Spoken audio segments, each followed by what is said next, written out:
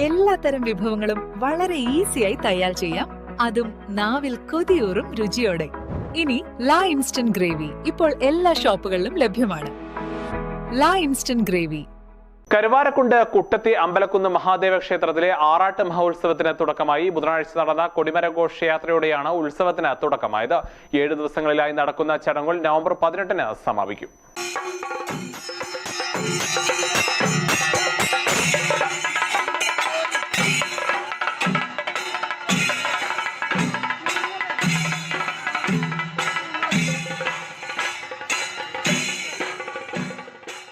7 ദിവസങ്ങളിലായാണ് കുട്ടത്തി മഹാദേവ ക്ഷേത്രത്തിലെ ആറാട്ട് മഹോത്സവം നടക്കുന്നത്.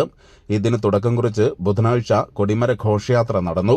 ചിലമ്പിലിക്കൈ മുതൽ ക്ഷേത്രം വരെയാണ് കൊടിമര ഘോഷയാത്ര നടന്നത്.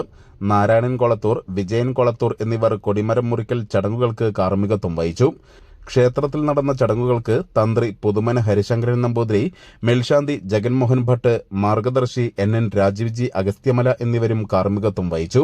ഭാരവാഹികളായ അയ്യപ്പൻ തേക്കിൻകാട്ടിൽ, UP ഗിരീഷ്, കൃഷ്ണൻ നടുങ്ങോട്ടിൽ തുടങ്ങിയവർ നേതൃത്വം നൽകി.